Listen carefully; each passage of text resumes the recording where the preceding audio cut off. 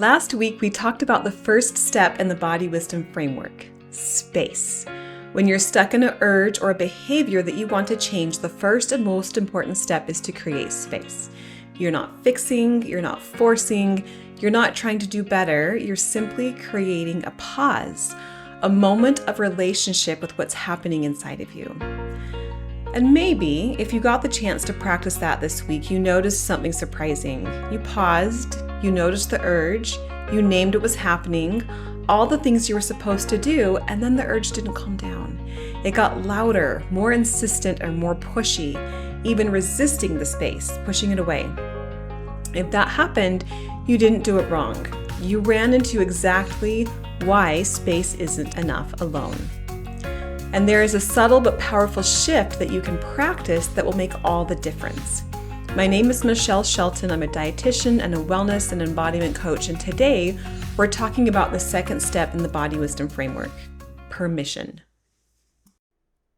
So here's what often happens. We have an intention to create space, to pause and to breathe, but underneath that intention is resistance. And the resistance is a sign of an unspoken agenda. And the agenda says, let's pause so I don't do that one thing. Let's wait out this urge so the urge will go away. Let's create space so I can control myself, right? And the space becomes a tool for control instead of a tool for relationship. And the part that carries the urge feels that immediately. It knows that it's being controlled. It knows and it feels the lack and absence of relationship. All of our behaviors, the ones that we like and the ones that we don't like, they all exist for a reason, right? They show up to protect you from unpleasant emotion or protect you from experiences or something that doesn't feel safe.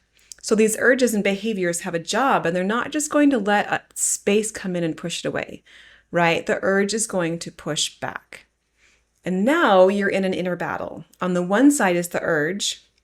On the other side is the resistance to the urge, disguised as space, right? Disguised as this new framework where we have space. And in this tug of war, if the controlling part wins, that wants to shut down the urge feels suppressed, right? It resists that control, and that leads to tension, resentment, and eventually it's going to push back, right? You're going to get some backlash. If the urge wins, it feels like a failure, followed by discouragement and self-doubt, right? So either way, trust erodes because control always creates opposition inside the system. The more control pulls in one direction, the more the system pulls back on the other side to try to balance things out. And this kind of polarization and these tug of wars, they're always a losing battle. And this is where permission changes everything. So let's talk about what permission really is. And this is important because permission is not indulgence. It's not giving up. It's not saying, well, I guess I just don't care, or I just have to let the urge do its thing. Permission is saying, you are allowed to be here. You are allowed to continue if that's what I choose. Nothing is being taken away. And this matters more than it sounds because permission tells the urge, I'm not trying to get rid of you. I'm not tricking you. I'm not abandoning you or controlling you. And that's what allows the nervous system to soften. So there's a really important reframe here. You are not asking the urge to leave. So think about it this way. When you pause without permission, it's like saying to the urge, stop this right now, leave the room. And of course it refuses. Of course it fights back, right? It feels like it's being shut down, and that does not feel safe. But permission sounds different. It says you can stay in the room, but you are not the only one here because we're creating space, right? You're not banishing the urge. You're making space for other parts of you to enter. You're making space for your body and to feel what your body is experiencing and how the behavior is affecting your body and your experience right now. You're making space for your values, for your longer term needs and goals. You're making space for perspective. Right? And the urge can be there too. That's a much safer proposition. And when the urge feels safe, it becomes far more willing to pause. Let's talk a little bit about what permission sounds like in real life.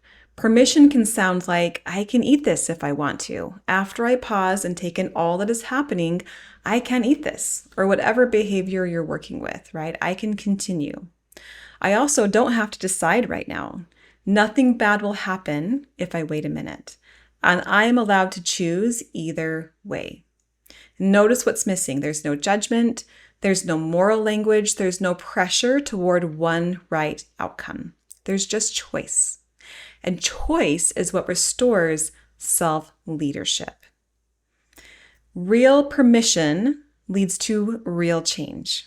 When permission is real, the urge doesn't need to take control to be heard.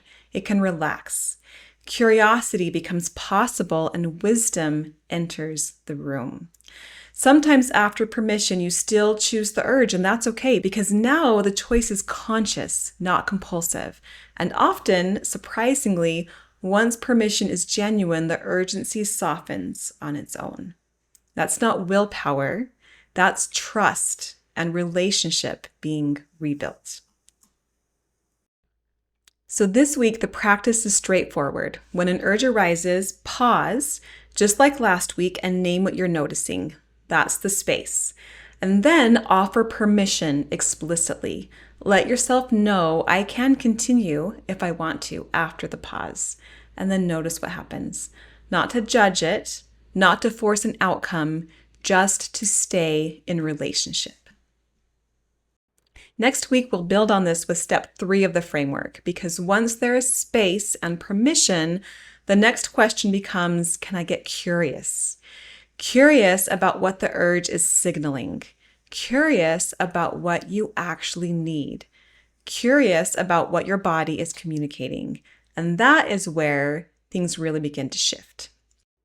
If this resonates, subscribe so you don't miss the rest of the Body Wisdom series. And if you want support practicing this in real time, learning how to create space and permission when patterns are loud, coaching may be a great solution for you. I offer free coaching consultations if you're interested in learning more.